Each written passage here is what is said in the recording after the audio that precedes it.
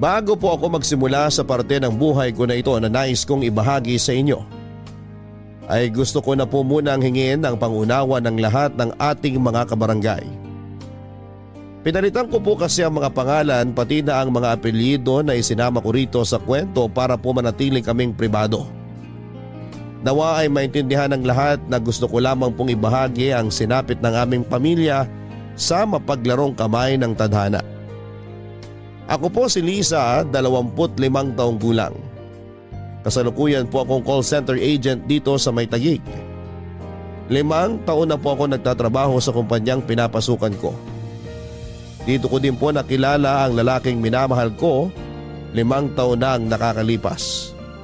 Mas nauna po akong nakapasok sa kumpanya. Siya naman ay pumasok makalipas ang 2 buwan. Timothy po ang pangalan niya. Timothy Delgado. Hindi niya tunay na pangalan. Palagi niya akong binibiro na napakagalang ko naman daw sa kanya kasi buong pangalan kung tawagin ko siya. Kaya tinatawag niya naman akong binibining Liza.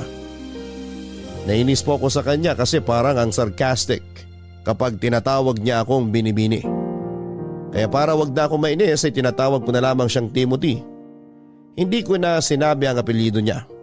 Pero napakakulit po talaga niya. Kasi biglang nais naman niya ay Tim na lang ang itawag ko sa kanya. Hindi naman kami close kaya bakit ko siya tatawaging Tim? Kaya nakaisip na naman siya ng pang-asar sa akin. Sinimulan niya naman po akong tawagin sa buong pangalan. Kaya nagtunog formal at napakagaling niyang mang-asar, Papa Dudut.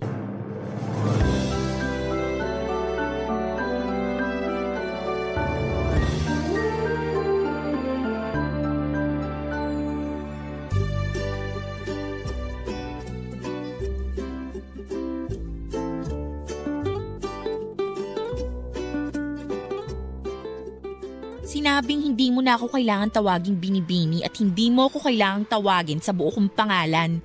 Kulang na lang ipagkalat mo sa mga tao dito ang buong impormasyon tungkol sa akin eh. Hindi totoo yan. Hindi ko naman sinasabi ang birthday mo ah. Pilosopo ka talaga. Bakit? Kailan ba ang birthday mo? Sa January Lakas mo talagang mang-asar no? Tsaka na nga, umanap ka na ng kausap mo. Sandali lang. Ito naman hindi na mabiro. Sinabing hindi tayo magkabiruan. Close ba tayo? Tawagin mo na lang akong Tim. Hindi na kita kukulitin. Sige na. Please. Oo na, ang kulit mo. Anong oo na? Anong oo na ano? Uy, inaasar ako. Ang kulit mo. Oo na, Tim. O ayan, masaya ka na? Teka, anong nangyayari? Aray, yung dibdib ko. Ano ba nangyayari sa'yo? Bakit ka nakangiti? Ang puso ko. Masakit ba? Halika pumasok tayo sa loob ng building. Dadalhin kita sa klinik. Nawawala ang puso ko. Ano bang pinagsasasabi mo dyan? Halika na sa klinik. Ang puso ko ninakaw. Ano bang sinasabi mo? Naku, nagdideliryo ka na yata. Ninakaw ang puso ko. Ninakaw mo. Ano? Ikaw ang lakas mo talagang manginis. Kaya ayaw kitang kausapin eh. Lumayo ka nga sa akin. Uy, bakit mo naman ako binatawan? Muntik tuloy ako matapilok. Bigat na ako sa pag-alalay sa'yo. Naglolo ko ka lang pala. Aalis na ako. Bahala ka sa buhay mo dyan. Sandali! Ito naman hindi na mabiro. Natuwa lang ako at sa wakas tinawag mo akong Tim. Kaya mula ngayon, Liz na ang itatawag ko sa'yo. Anong Liz? Unang-una, Liza ang tawag sa akin ng lahat. Pangalawa, hindi tayo close para bawasan mo ng isang letra yung nickname ko. Nickname na nga, pinaikli mo pa. Eh di, ako lang ang tatawag sa yung Liz dito. Parang alam mo na, terms of End that sentence kung ayaw mong hindi na kita pansinin forever. Okay, sige po ma'am. Sarcastic ka ba? Bakit mo ko tatawaging ma'am? Estudyante ba kita? Lisa lang. Lisa, okay? Nice. So, okay na tayo ha? Liza ang tawag ko sa'yo at Tim ang tawag mo sa akin. Tara. Anong tara? Uuwi na ako, no? Sakto. Hatid na kita. Oh, huwag ka nang umindi. May dala akong sasakyan. Para di ka na mahirapan sa biyahe. Doon lang ako nakapark. Lakad pa tayo ng konti. Uy, huwag kang mag-alala. Mabuti naman akong tao. Alam mo naman yun, di ba? Yun lang yung sasakyan ko, oh. Tara na. Ang kulit mo! Tara na nga. Gusto mo kain muna tayo sa labas? Gusto mong iwan kita dito? O sige, saka na tayo kumain sa labas. Busog pa naman ako eh. Oh, nasa na yung sasakyan mo? Ayan! Motor? Papadudot din naman po sa minamalit ko ang motor at mga nagmomotor. Nagulat lang po ako kasi hindi pa ako nakakasakay sa motor sa buong buhay ko kasi medyo natatakot ako. At ayun na po, kahit na hindi pa ako nakakasakay ng motor ay napilitan na din ako dahil iba talaga ang pagkakapursige ni Tim Papadudot. Hindi niya ako tinatantanan hanggat hindi napapapayag Papadudot. Kasi yung mga pagtataray ko sa kanya, arte ko lang naman talaga yon. Kasi una ko pa lamang siyang nakita ay parang may kilig na akong naramdaman. Feeling high school ako noon na crush yung kaklase pero kunwari ay nagtataray. Yun na yun, ang mismong pakiramdam ko. Pero syempre kahit sumakay na ako sa motor niya ay hindi ko talaga pinaramdam sa kanya na kinikilig ako Papadudot. Hindi naman siguro niya nahalata dahil sa higpit ng pagkakayakap ko sa kanya. Pero Papadudot, don't get me wrong ha. Kasi nga first time kong sumakay ng motor kaya takot ako. Yun ang dahilan ng mahigpit kong yakap sa kanya. Di naman siya nag-isip ng kung ano kasi ramdam niya din na nanginginig ako sa takot. Ginawa naman niya ang pangako niya na mag-iingat ng sobra dahil nga kasama niya ako. Sobrang bagal lang ng takbo ng motor niya para hindi ako matakot. Simula noon ay araw-araw na kaming magkasabay. Araw-araw na akong sumasakay sa motor niya sa loob ng 1 buwan. Sa loob ng 1 buwan ay 4 na beses na din ako nakapunta sa kanila. Nakilala ko si Tita Alona, ang nanay ni Tim. Tuwing Biyernes pag uwi namin galing trabaho ay sinasama ako ni Tim sa kanila para iwan ang motor niya at sunduin si Tita Alona para magsimba. Matapos magsimba ay sa bahay nila kami maghahapunan dahil lagi nagluluto si Tita Alona. Papadudot kung ako ay patagong pagka-crush ang nararamdaman kay Tim. Pero si Tim ay ramdam na ramdam ko na hindi lang ako crush. Ramdam ko ang pagmamahal niya sa akin dahil ang laki ng respeto niya sa akin Papadudot. Pero syempre ayoko naman na mag-assume na sigurado ang pakiramdam ko. Kaya hindi din naman ako nagpapahalata na na-develop na sa love yung pagka-crush ko sa kanya. Dagdag pa ang pagtingin sa akin ni Tita Alona. Minsan nga ay mas kinakampihan pa niya ako kesa kay Tim. Napakabait niya Papadudot. Sobra ang pagmamahal niya kay Tim. Kaya lahat ng ginagawa ni Tim ay lagi nakasuporta siya. Kasama na ako doon Papadudot dahil nga sa pagmamahal ni Tim sa akin ay mahal na din ako ni Tita Alona. At hindi itinuring na iba. Isang beses nga Papadudot holiday noon ay wala namang kaming usapan ni Tim pero nagpunta ako sa bahay nila para dalawin si Tita Alona.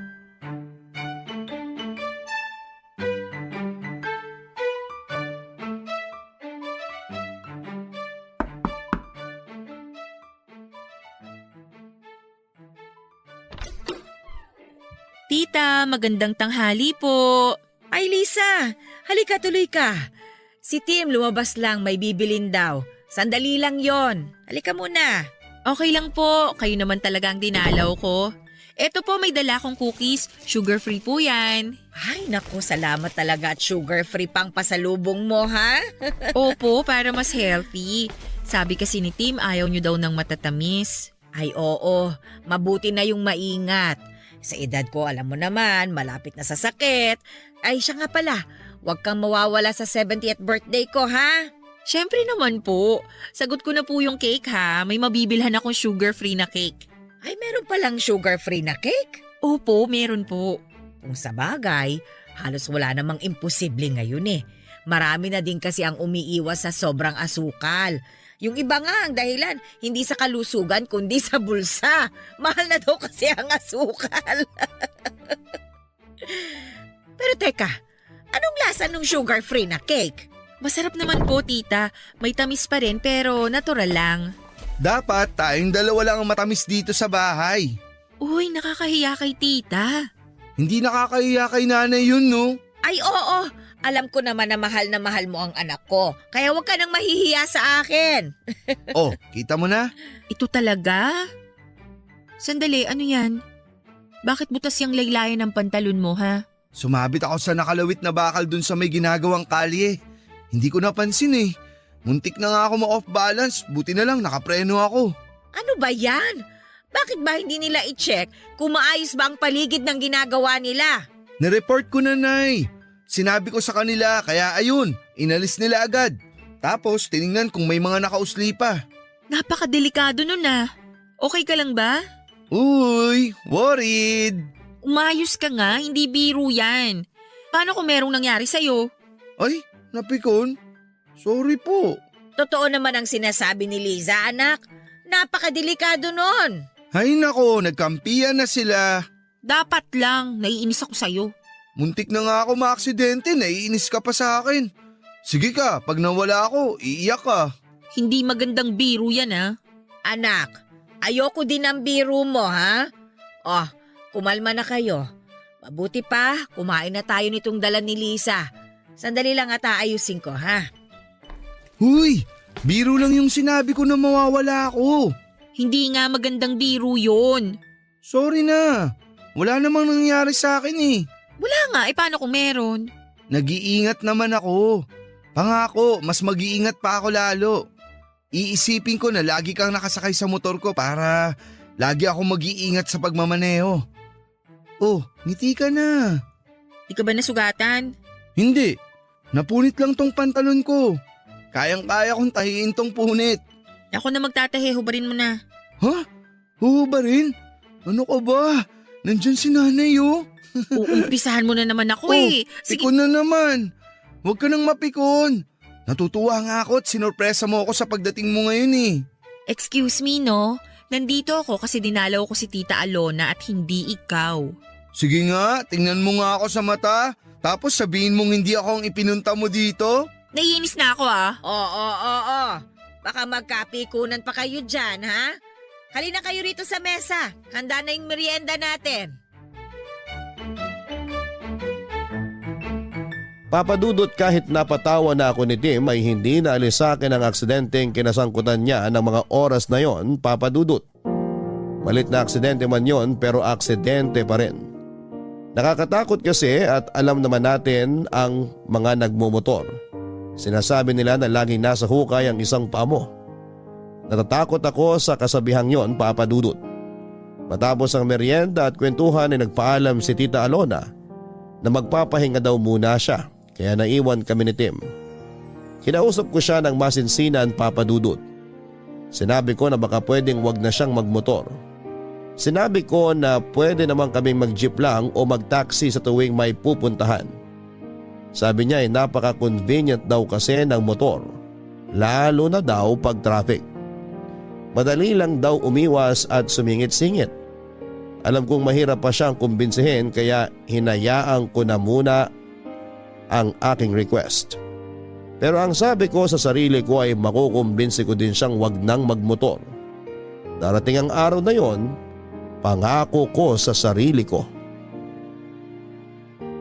Makalipas ang 1 linggo matapos yung minor accident na pumunit sa pantalon niya, ay pupunta na uli ako kina Tim. Pero sinundo niya ako, papadudot. Ayon, nakamotor kaming bumiyahe. Maingat namang magmaneho si Tim mula sa amin hanggang sa kanila at maayos naman ang naging biyahe naming dalawa. Sobrang palagay na ang loob sa akin ni Tita Alona kaya open na din ako sa mga biruan namin. Hindi na ako nangingiming tumawa ng malakas kapag nagpapatawa si Tim. Kasi pag tumatawa ako mas tawang-tawa si Tita Alona sa tawa ko.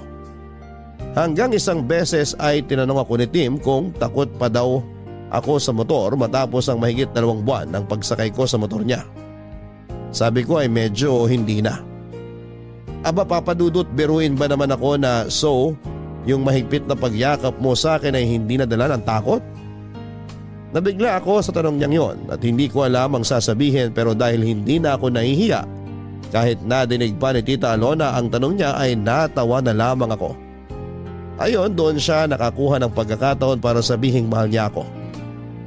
Papadudot, mahigit 2 buwan na rin naman kaming araw-araw magkasama kaya hindi na ako nagpakipot pa. Kahit kaharap si Tita Alona ay sinagot ko din kaagad siya. Pero hindi pa pala yon ang araw na sosorpresahin niya ako sa mga tanong niya kasi isang araw na corner niya ako sa isang tanong, Papadudot.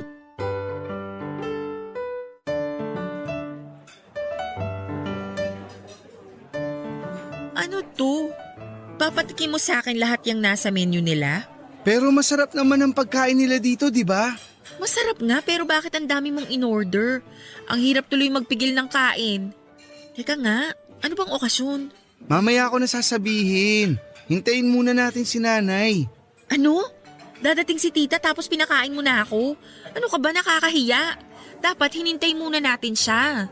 Sabi niya kasi mauna na tayong kumain. Kasi baka medyo matagalan siya ng dating. May naasikaso pa raw siya eh. Pero parating na yun.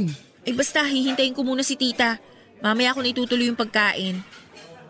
Anak! Ayun na pala si nanay. Sabi sa'yo parating na siya eh. Mano po, nay? Magandang tanghali po. Mano po? Ay, kaawaan kayo ng Diyos. Naku, pasensya na kayo ha. Kanina pa talaga ako tapos doon sa inasikaso ko.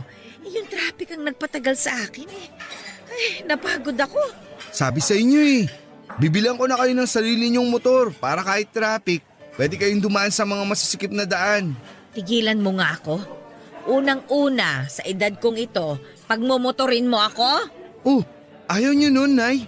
Ang angas ng dating niyo pag nakamotor. Ito talaga, tigilan mo na nga si tita. Ay naku, laging ganyan yan, iha. Dati nga sabi ba naman, bibilihan niya raw ako ng leather jacket para daw magmukha akong action star, para daw walang mambasto sa akin. Aba, sabihin na natin na mukha akong nakakatakot. Eh pero hindi ba mas mukha akong tanga at naka-leather jacket ako sa init ng panahon? Uy, wag mong pigilan yan, baka kabagan ka. Tita, ayoko pong tumawa. Ay iha, wag ka nang mahiya. Nakakatawa naman talaga eh. Hindi lang ako makatawa kasi nanunuyo itong lalamunan ko. Inom po muna kayo. Ito po, tita, oh. Ay, salamat iha. Ayan. Ay, salamat naman at hindi natuyo ang lalamunan ko. Pwede na tayong tumawa. Ano nga ba yung tinatawanan natin? Yung tungkol po sa mukha kayong action star na naka-leather jacket sa ilalim ng mainit na araw. Sorry po. Itong anak ko na ito talaga, hindi na makabiro. Ayan ha, sinasanay ko na ang sarili ko ha. Anak, sige, sabihin mo na. Sabihin ng alin po. Liza, matagal na din naman tayong magkarelasyon. Siguro naman, pwede na tayong magpakasal. Okay ka lang? Tinatanggap mo ba ang proposal ko? Ha? Nabigla naman ako sa sinabi mo. Kung hindi ka pa handa, maiintindihan ko. Maghihintay ako. Ay, wala akong sinasabing ganyan. Siyempre, payag na payag ako. Ay nako, salamat naman sa Diyos.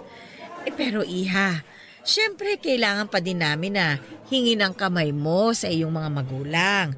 Kailan ba pwede? Kung kailan po kayo pwede, tita? Ano bang tita?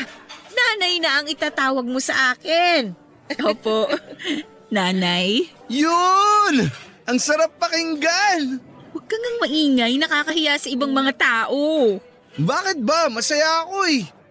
Mga kaibigan, ito po si Liza, girlfriend ko. Pumayag na po siya na magpakasal kami.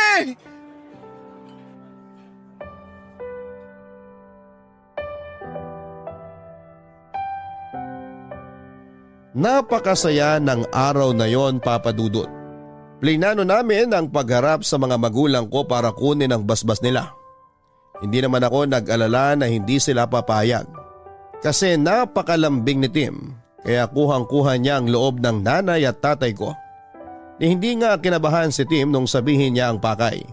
Matapos noon ay nagsimula na kami magplano kung anong araw ang kasal. Kung saang simbahan, saan ang reception, Hindi nakialam sa pagdidesisyon ang mga magulang namin. Inayaan nila kami sa lahat ng desisyon at hindi na din kami kumuha ng wedding planner. Kasi gusto ko din na hands-on ako sa paghahanda at pag-aayos ng lahat. Pero parang ramdam ko na ako lang lahat ang nagdidesisyon. Kasi naman papadudod sa tuwing tatanungin ko si Tim, ang lagi niyang sagot ay kung saan ang sa palagay ko ay maganda. Yun din ang desisyon niya.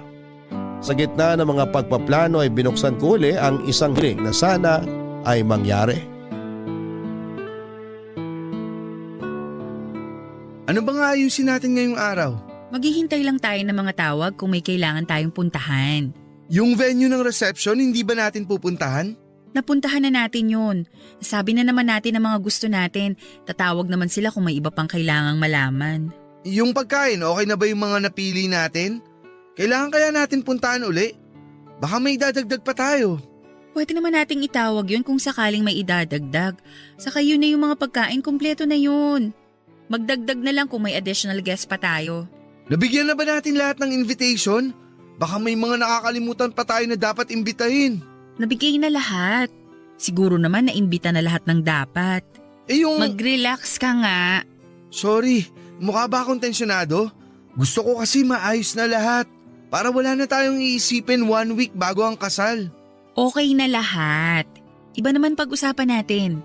Okay. Ilan ba gusto mong anak? Darating tayo dyan, saka na natin planuhin yan pagkatapos ng kasal. Okay. Akala ko kasi gusto mo nang planuhin yung dami ng mga magiging anak natin eh. Hindi yon. Ang sinasabi kong pag-uusapan natin ay yung pagmumotor mo. Pagmumotor ko? Oo. May request sana ako sa iyo eh. Ano yun? Gusto ko sana, huwag ka nang magmotor. Bakit? Basta natatakot ako pag nagmumotor ka eh. May ingat naman ako. Di ba pag nakasakay ka sobrang ingat ko magmaneho? Oo nga, maingat ka. Pero paano kung yung mga kasabay mo sa kalsada ang hindi maingat? Kung yan ang gusto mo, sige. Pero pwede ba hanggang matapos na lang natin ang pagpaplano sa kasal? Hindi ba pwedeng simula na ngayon? Tapusin na lang muna natin ang pagpaplano. Para mas madali tayong nakakapunta sa mga dapat puntahan. Pagkatapos nun, stop na ako. Sakto, si parang Bimbo gustong bumili ng motor. Pang-deliver lang daw dun sa subdivision nila. Salamat at pagbibigyan mo gusto ko ha. Siyempre naman, magpapakasal na tayo. Kaya dapat kung may kailangan na alisin at baguhin, gawin na natin. Yun lang naman ang gusto kong alisin mo, yung pagmumotor mo. Wala ka nang dapat pang baguhin. Kasi pagdating sa ugali, perfect ka na. Sobrang husband material ka. At soon, perfect padre de pamilya na. Sabi nang antayin muna nating matapos yung kasal eh. O sige, sa huling araw ng pagbumotor ko, doon na natin pag-usapan ang plano kung gaano karami magiging anak natin ha. Ikaw talaga lagi kang may sagot. Oo na nga. Yun! Magandang usapang yon, Papa Dudut. Kahit mahal niya ang motor niya ay madali din naman siyang nakapagdesisyon na hindi na siya magmumotor. Pero kailangan muna naming tapusin ang lahat ng kailangan tapusin para sa kasal bago mangyari yon. Kasama ko siya sa lahat ng lugar, sa simbahan, sa lugar ng reception, sa pagbili ng mga souvenir, pagpili ng mga kakainin at lahat ng lugar ay magkasama kami. Maliban sa isang lugar, yung paggawaan ng mga isusuot namin. Ang sabi ko kasi gusto ko isorpresa sa kanya ang itsura ng wedding gown ko. At gusto ko din na sorpresa sa akin kung gaano siya kagwapo sa isusuot niyang damit. Pinilit nga niya ako na samahan siya kasi okay lang naman daw na makita ko ang isusuot niya.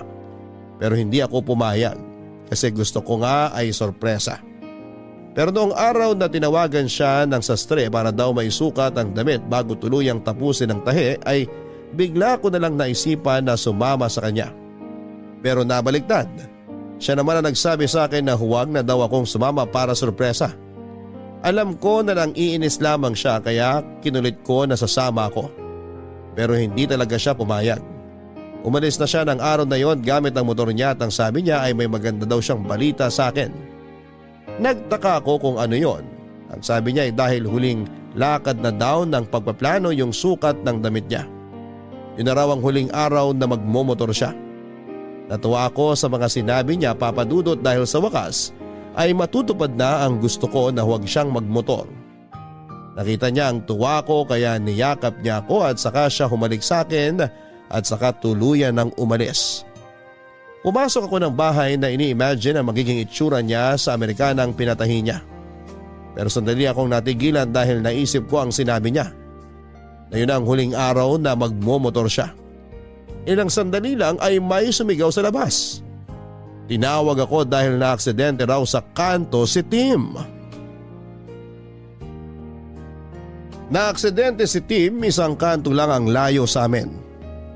Patawid na daw si Tim nang biglang may kotseng nawala ng preno ang sumalpok sa kanya. Naitakbo sa ospital si Tim pero hindi na siya naisalba ng mga doktor. Wala na ang pinakamamahal ko, Papa Dudut, lahat ng plano namin ay wala na. Dahil ang taong kasama ko para buuin ang mga pangarap ko ay hindi ko na makakausap. Siguro ay iniligtas ako ng pinakamamahal ko kaya hindi ako nakasamang maaksidente. Dahil noon naman, sa tuwing magsasabi akong sasama ko sa kanya ay hindi siya nagdadalawang isip at agad-agad ay isinasama niya ako. Pero ng araw na yun ay talagang pinilit niya na huwag akong sumama. Kahit na wala naman sa kanya kung makita ko ang damit niya o hindi. Ginawa niya lang dahilan ang huwag kong makita ang damit para hindi ako magpilit na sumama. Nagsisisi din ako dahil nawala sa isip ko na sabihan siya na mag-ingat ka. Ang damit pala na susukatin niya ay ang damit na susuotin niya sa kanyang paglisan. Masakit sa akin ang nangyari, Papa Dudut, pero nilakasan ko ang loob ko at tinapangan ang sarili ko dahil ako ang umalalay sa nanay ni Tim. Matanda na rin si Nanay Alona. Napakasakit sa kanya ang nangyari dahil si Tim ay ang kaisa-isa niyang anak. Kung maaari lang na gumawa pa ng isang Tim para hindi na mangulila si Nanay Alona ay gagawin ko. Pero hindi pwede. Ipinangako ko na lamang kay Tim na hindi ko iiwan si Nanay Alona. Lagi ko siyang dadalawin at kukumustahin. Makalipas ang isang taon ay sabay naming dinalaw ang libingan ni Tim, Papa Dudut. Pagkagaling sa sementeryo ay hinatid ko siya sa bahay. Pauwi na ako nang makakita ako ng magkasamang nakasakay sa motor. Biglang bumalik sa akin ang lahat ng alaala namin ni Tim kapag sakay niya ako sa motor niya. Mahirap man, Papa Dudut, pero kailangan na mag-move on, ang sabi ko sa sarili ko. Sa huling pagkakataon ay sasakay ako sa motor para sa huling alaala ng pag-angkas niya sa akin. Pagkatapos noon ay susulong na ako sa susunod na kabanata ng buhay ko. Kaya naisipan kong mag-book sa isang app para sumakay sa motor at dito na nangyari ang isang bagay na napakahirap intindihin at ipaliwanag.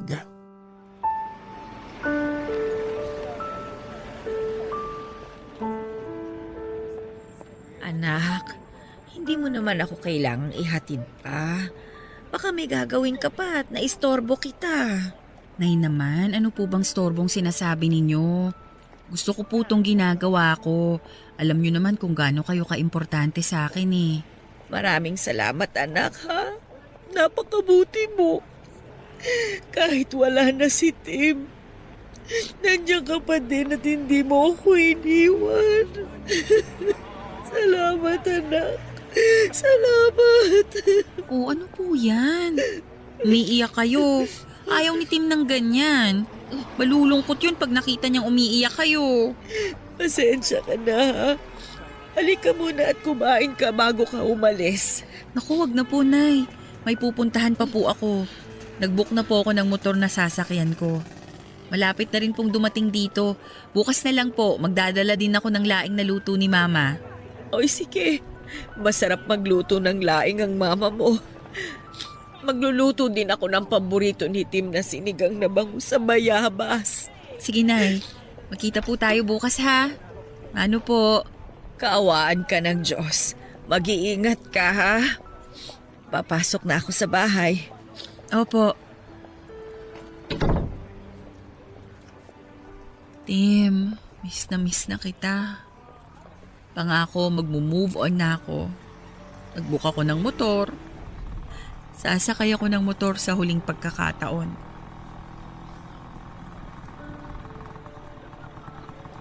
Ma'am Liza? Kayo po ba si Ma'am Liza? Ma'am, okay lang po ba kayo? Ha? Oo. Pasensya na. Nagulat lang ako sa boses mo. May kaboses ka kasi eh. Talaga po ba? Singer po ba yan? Kasi marami pong nagsasabi maganda raw ang boses ko pag kumakanta eh. Palabiro ka pala. Hindi singer ang kaboses mo. Kaboses mo yung... Hayaan mo na nga. Tara na. Ay sandali, wala po pala kayong sariling helmet. Pasensya na, di ko agad nailabas yung helmet na para sa pasahero. May iba po kasing pasahero may dalang helmet. Eto po ma'am. Malinis na po yan. Lagi ko pong ini-spray ng alcohol. Pero isprayan ko po ulit sandali ng alcohol bago niyo isuot. Ayan. Ma'am, pwede niyo na pong isuot. Salamat.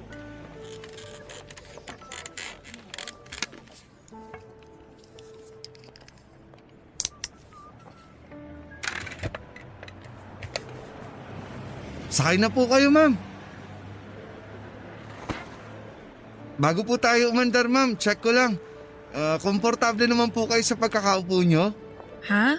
Oo, komportable naman. Salamat. Don't worry ma'am, iatid ko kayo ng safe and sound. Maingat po ako, lalong-lalo na kung may sakay. Naalala ko yung boyfriend ko sa'yo. Napakaingat nun sa pagmamaneho ng motor. Pero yung bumangga sa kanya hindi nag-ingat eh. Ay, opo, may mga ganyan po talaga.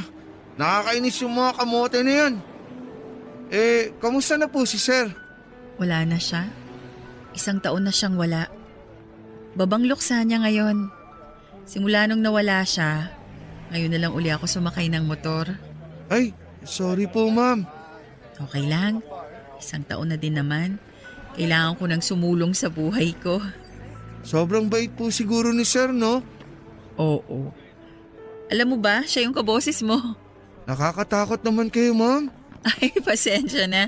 Hindi ko gusto na takutin ka. Sobrang nagulat lang kasi ako kanina nung tinawag mo ako sa pangalan ko eh.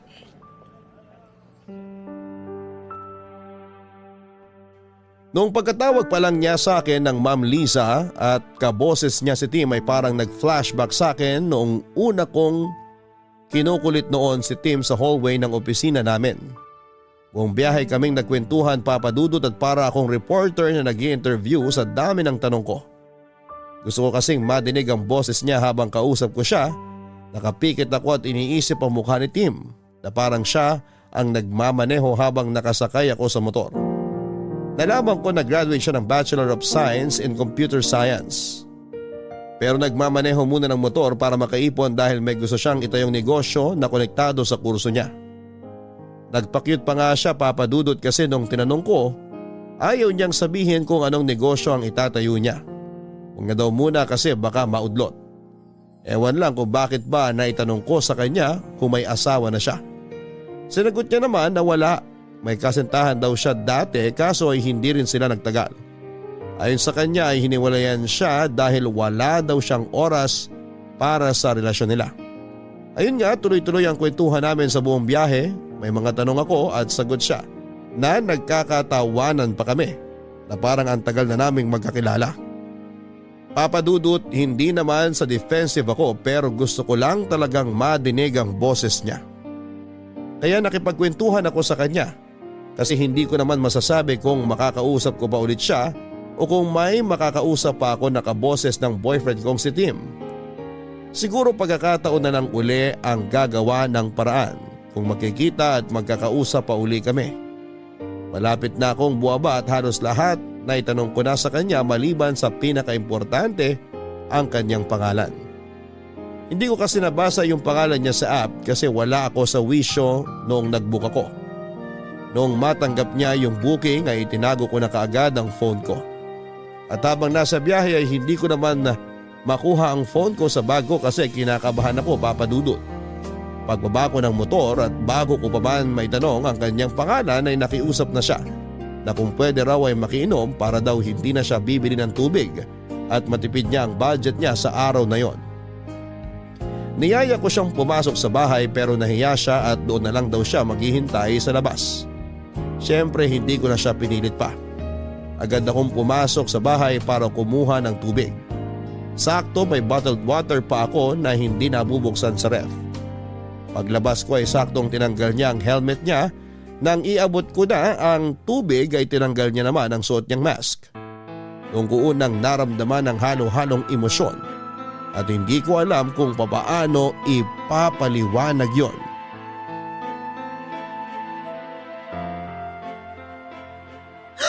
Tim?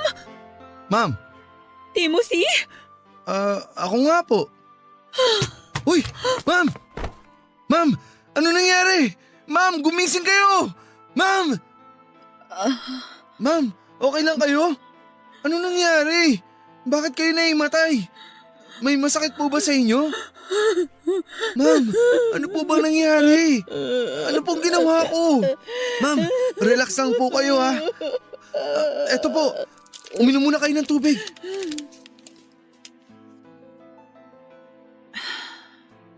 Okay na kayo, ma'am? Kalmado na po ba kayo? Oo. Okay po. Bakit po kayo naimatay? Ano po bang nangyari? Para kayong nakakita ng multo eh. Yung binigay niyo pong tubig, napainom ko din tuloy sa inyo. Joke lang po. Pinapatawa ko lang kayo. Tim? Ikaw ba talaga yan? Opo. Ako nga po. Yun din po yung pangalan na nakalagay sa app. Bakit po parang ngayon nyo lang na-realize yung pangalan ko? Hindi ko tinignan ang pangalan mo sa app kanina. Sobrang lalim ng iniisip ko eh. Ang nakita ko lang yung numero ng plaka ng motor mo. Bakit po gulat na gulat kayo na Timothy ang pangalan ko? Paano nyo rin po nalaman na Tim ang nickname ko? Ay, huwag nyo na pong sagutin yung huling tanong. Obvious naman po kasi na kaya Tim dahil Timothy ako. Pasensya na po kayo ha. Pinapatawa ko lang kayo para ma-relax kayo. Tim, naguguluhan na ako. Mas naguguluhan ako, ma'am.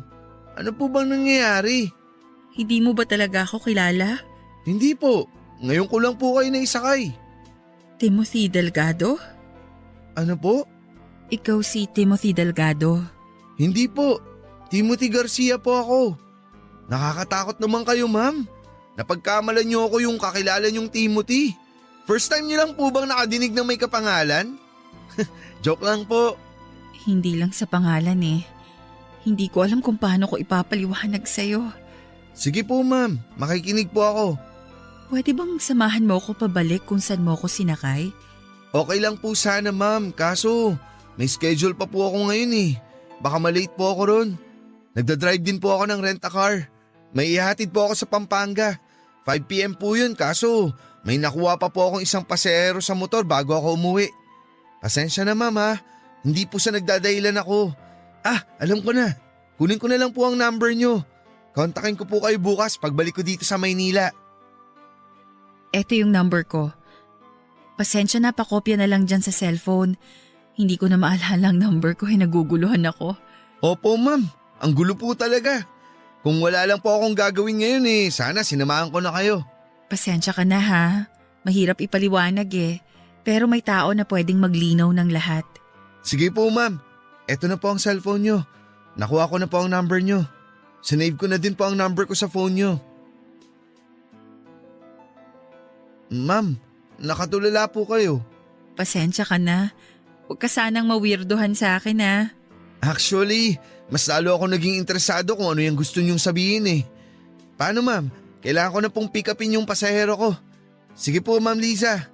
Lisa na lang please. Lisa na lang ha, tanggalin mo na din yung po. Okay, sige, alis na ako. Mag-iingat ka. Salamat. Bye, Liz.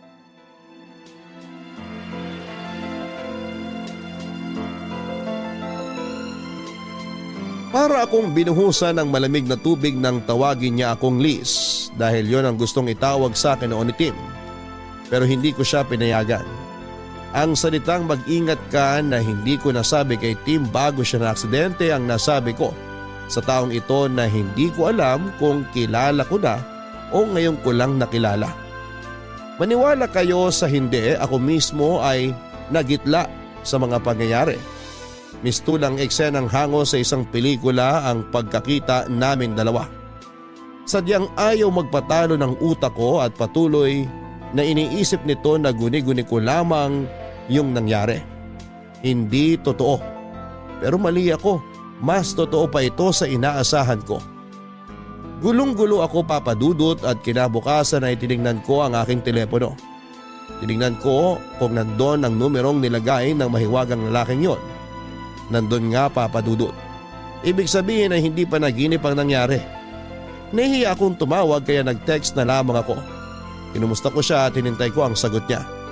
Pero hindi ito sumagot kaagad at ilang sandali ay biglang tumunog ang cellphone ko.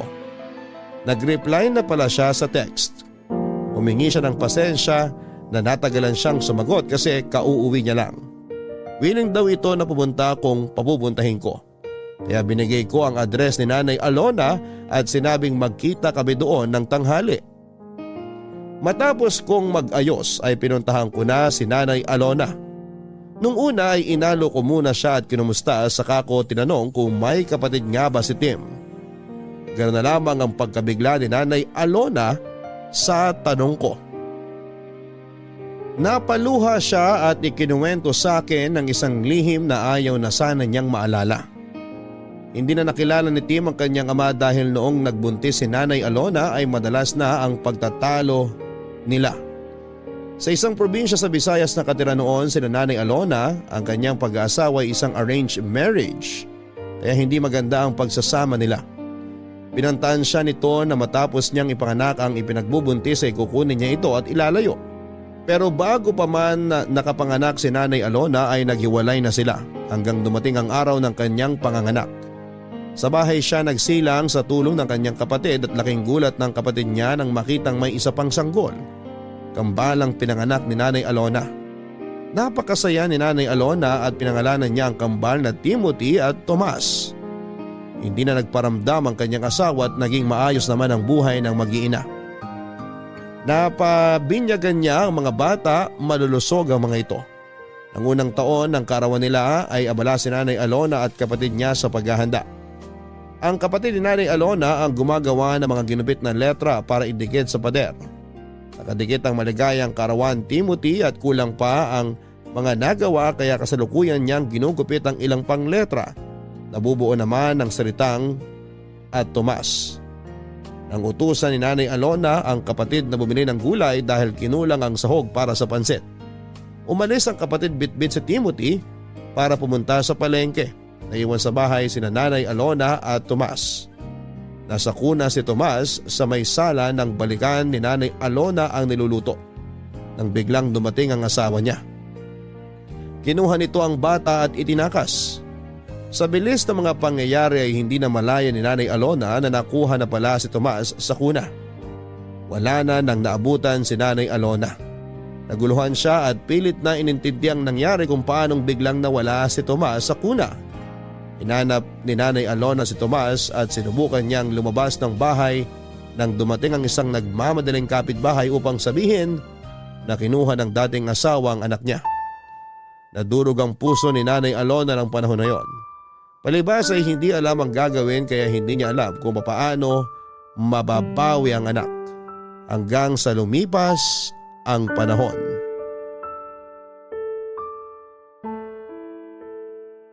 Ilang taon kong dinamdam ang pangyayaring yon. Bakit mo ba biglang naitanong yan? Nay, may nakilala po ako. Kamukhang kamukha ni Tim. Hindi ako makapaniwala nung makaharap ko siya. Akala ko nagmumulto si Tim pero kausap ko siya at nahawakan ko. Ha? Diyos ko! Nay, huminahon kayo. Anak ko yun! Sigurado si Thomas yun! Magkamukha sila ni Tim nung bata pa sila. Kaya hindi ako magkakamali. Siya yung nawawala kong anak! Nay, Tim din po ang pangalan niya. Pero iba po ang apelyido. Garcia po. Apelyido yun ang kanilang ama. Ang apelyido na ginagamit ni Tim ay apelyido ko. Siguro nung araw na kinuha si Thomas, pangalan pa lang ni Tim ang nakadikit sa pader noon. Marahil iniisip ng ama niya na ang nakuha niyang bata ay si Timothy. Hindi niya din alam na kambalang naging anak namin. Diyos ko! Sana siya si Thomas! Parang awa mo na, Diyos ko!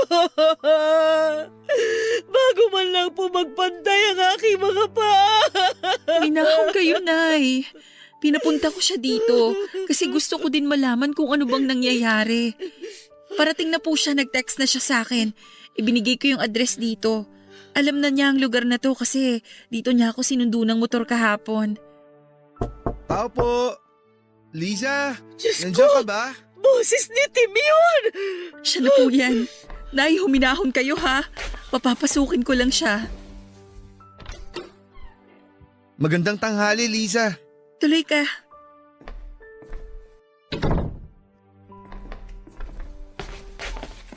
Ay, magandang tanghali po, Nay. Diyos ko! Anak ko! Po? Anak! Ako ang nanay mo! Kinuha ka sa akin ng tatay mo noong 1 taon ka pa lang! Ano po? Ikaw si Thomas!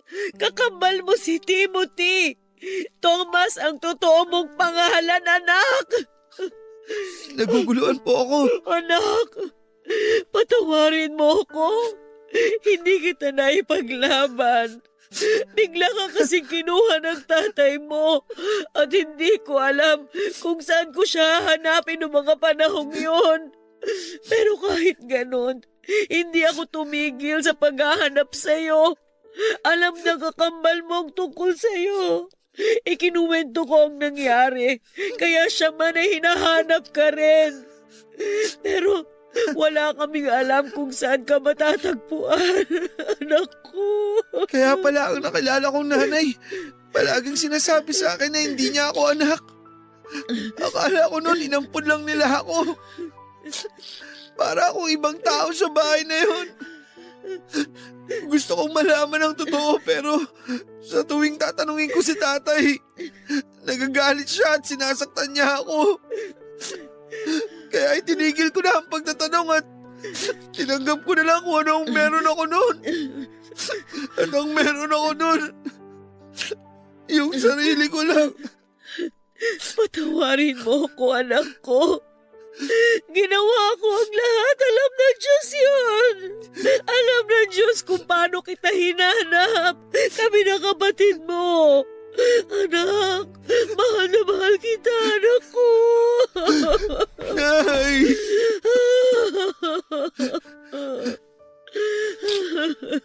Salamat, Liza. Salamat din at pinigyan mo ako ng dahilan para makausad. Anong ibig mong sabihin? Saka ko na ipapaliwanag. Ang importante ngayon, nakita na kayo ng tunay na nanay mo. Nasaan na pala ang kapatid ko? Anak, wala na siya. Naaksidente siya sa motor nung 1 taon. Po? Ay, oo nga pala. Nakalimutan ko. Nabanggit nga po pala yun ni Liza nung una kami nagkita. Huwag ka nang malungkot. Siguro, masaya na siya ngayon kasi nakita na kita sa wakas. Bukas kung wala kang gagawin, puntahan natin yung puntod niya. Sige, gusto kong pumunta doon. Salamat, Liza. Hindi na ako sasama bukas, ha? Magluluto ako ng pansit. Yun ang handa ninyo nung unang kaarawan nyo. Pero hindi mo na natikman. Gusto kong lutuin uli ang pansit na yun bilang muli natin pagsasama-sama. Dahil nabuhay muli ang kapatid mo dahil sa'yo. Hindi lang ikaw ang bumalik sa akin, anak. Pati si Timothy.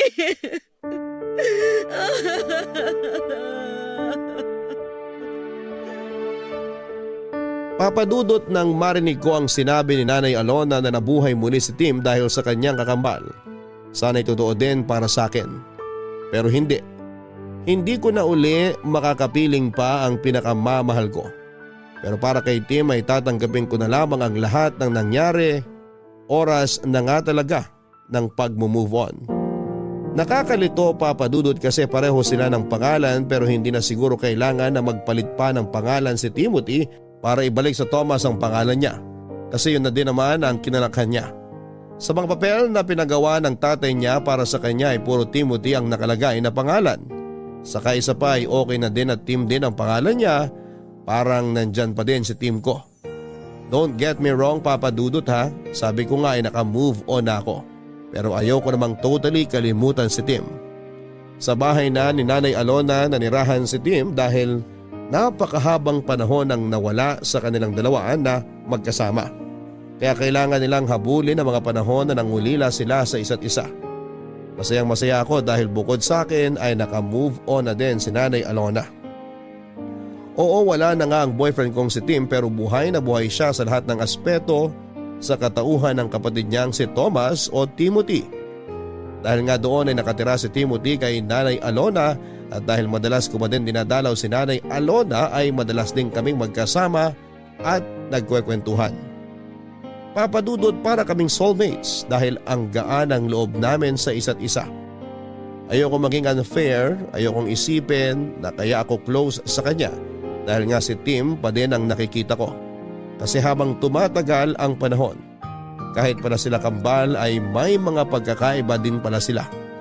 Pareho sila ng sense of humor pero si Tim ay pag seryosong topic ay nagiging seryoso. Si Timothy ay iba.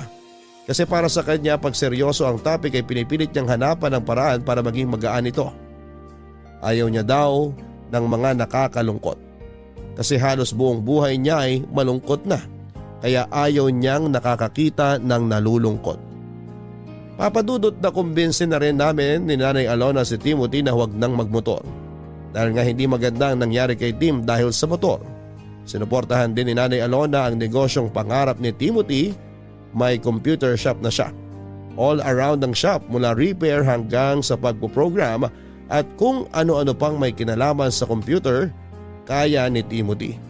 Kampante kami sa mga ginagawa namin, papadudot. May tinatawag kaming relax day, yun ang araw ng day off ko, na kung saan ay araw din na sarado ang shop ni Timothy. Okay naman ang mga paglabas-labas namin para kumain at mag-aliw hanggang isang araw.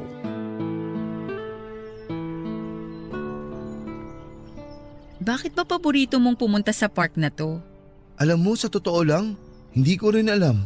Baka naman may naaalala ka kapag nagpupunta ka dito. Wala naman. Para kasing napapanatag yung utak ko pag nandito ako. So nagpupunta ka dito mag-isa? Hindi. Ayoko namang isipin ng mga taong nakakakita sa akin na loner ako. Sino kasama mo? Iba-iba, mga kaibigan ko. Alam mo bang si Tim? Yung kakambal mong si Tim, gustong-gusto ring pumupunta sa park na to. Talaga? Bakit ganun? Anong bakit ganun? Ang liit lang naman itong park. Kung nagpupunta siya dito noon pa, bakit di kami nagkita kahit minsan? Mahiwaga talaga ang buhay eh. Siguro nga. Ikaw ba ang lagi niyang kasama dito? Minsan, pero di gaya mo, kaya niyang tumambay dito mag-isa. Mag-isa siya dito pag nagkakasamaan kami ng loob. Pagkagaling dito, makikipagkita na siya sa akin. Tapos ang saya na niya at patatawanin na naman ako. Weak ako kaya ayun, natatawa na lang ako tapos okay na kami. Napakabait pala ng kambal ko. Alam mo ba mula nung nalaman kong may kakambal ako at alam ko din na hindi ko na siya mayayakap? Alam mong ginagawa ko? Tumitingin ako sa salamin tapos niyayakap ko ang sarili ko. Ang weird pero ang cute. Alam mo ba, sa totoo lang, sa tuwing ginagawa ko yun, parang nararamdaman ko din na niyayakap niya ako. Pero sinong mas gwapo sa amin ni Tim? Kahit magkamukha kayo, kung ako ang tatanungin kung sino ang mas gwapo, siya. Hindi naman ako magtatampo dun.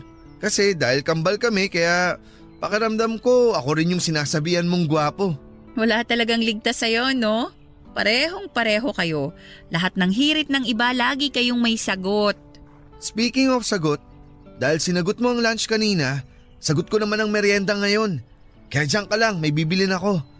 Yung sikat na Siopaw pork siomay dun oh. Sandali lang ha. Aba, bilisan mo. Baka ako naman ang pag-isipan ng mga tao na loner. Mabilis lang ako. Luto naman na yun eh. Sandali lang, babalik ako agad.